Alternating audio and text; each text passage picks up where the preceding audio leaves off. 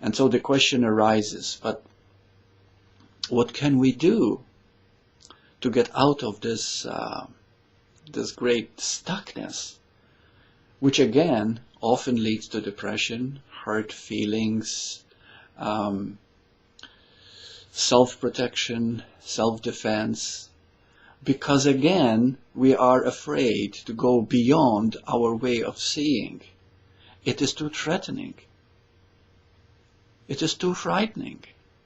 And so we'd rather live a mundane life because it is familiar, rather than get out of our comfort zone.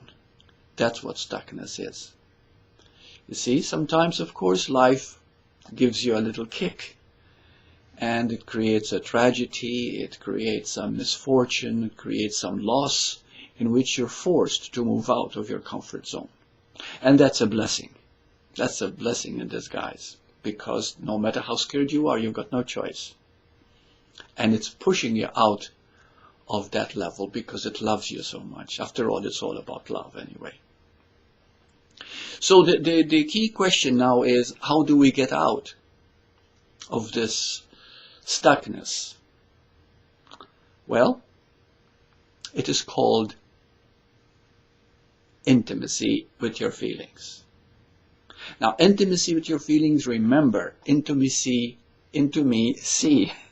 In other words, it has only to do with you. It has nothing to do with your partner. It has nothing to do with your marriage. It has nothing to do with your work. It has to do with you. Once you see that clearly, then you get out of it. But another thing that happens with stuckness is that if you are in a relationship, for example, and since there is stuckness, then of course you're having trouble in the relationship naturally, because there is stuckness in you. So therefore, you try to project this onto your partner. And of course, the relationship is a mirroring. So, you know, if he looks at you being stuck, he'll say, well, you know, I'd like to see you happy. I'd like to see you take responsibility, or you can get out of it, or let's talk about it, but whatever. But even this, you begin to see a threat, as if somebody is trying to fix you, somebody is trying to change you. So you become very defensive, again going back to your stuckness. See, stuckness is a very, very solid thing to the human. Because the human is fighting for its life. It doesn't want to lose itself into the being. It really thinks that it is that human identity. It's so strong in it. As a matter of fact, you know, we are a being playing the human role. See, but we do it the other way around. So, being intimate means intimacy. I'm repeating myself. And this means that even words like love, let me explore it. And then you find there's no limit to it. That's what it means to plunge into the unknown. All the ideas that you've had about love or happiness or peace or joy or anything meaningful, the spiritual life that is, you'll find it has nothing to do with what you think about it. It has nothing to do with words that you're using to describe it. It goes deeper and deeper and deeper. And the beautiful thing about our evolution as human beings is that there is no end.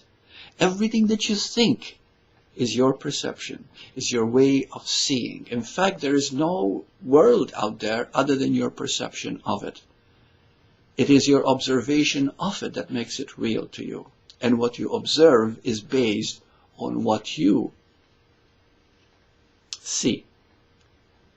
So, in order to go deeper than that, in order to start moving and evolve from that stuckness, is to really be intimate with yourself. This means, and this is where, again, it becomes a little bit scary, because anything that you believe about yourself in a personal way is not personal at all. It is the human part of you, it is the human part of you, which is personal, keeping you stuck so that you don't venture out of it. But in reality, you're not personal. That's what I'm trying to say. So when you become intimate with your feelings, you find that the love that you feel or the fear that you have, as you go deeper into it, it begins to dissolve and becomes something else. So always, this is the way to explore, is that when you have a feeling, when you react, because reactions show what it is that you're holding on to. So when you react, anything that makes you react personally is to stop for a moment, take a deep breath, from the stomach breath, of course, and be one with that feeling. And then whatever comes up, stay with it and go deeper. And keep going deeper and deeper. See? And as you begin to go deeper and deeper and deeper, which is a very courageous thing to do for someone who's stuck, but the rewards are fantastic. Then you begin to see other ways of looking, other ways of seeing, and you're grander and more wonderful than you ever thought you were. I hope that this has been helpful. Namaste.